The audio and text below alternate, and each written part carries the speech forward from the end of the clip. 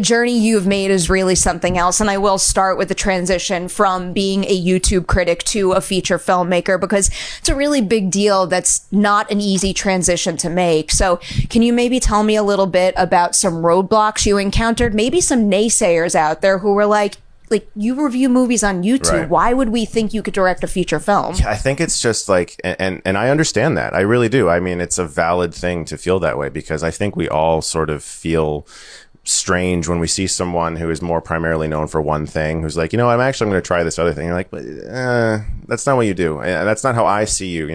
It's a battle of perception, because I've always been a filmmaker in my mind, since I was a kid.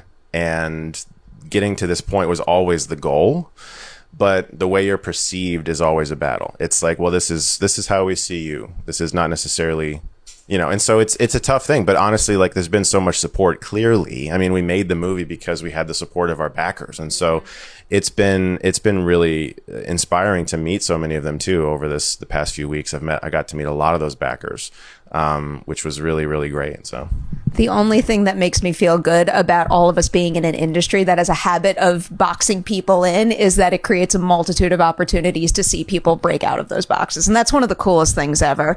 But I do want to highlight a little how your history on YouTube maybe influenced you as a filmmaker. And I guess maybe made you a uniquely strong voice behind the lens. What do you think it is about starting as a YouTube critic that has heavily influenced how you make films and how you tell stories? I think for me, it's like I've been wired to be an audience member for so long. Like, I go to so many movies, 2-3 a week, and it's always like, man, I hope this experience is great. I'm spending a lot of money to do this. I'm leaving my kids at home. We're going to go see this movie. And so I'm always trying really hard to think about giving that person who's also doing that, I've been collecting ticket stubs since 2001. I have my binder. I'm nearing the last page of this binder, by the way, and I'm gonna put Shelby Oaks in the very end of it, which is really cool. But like, for me, it's about that person who's also spending their money to come see the movie, and I just want them to feel like they're seeing something that maybe they haven't seen before, or someone who cares about them too, and isn't just doing this for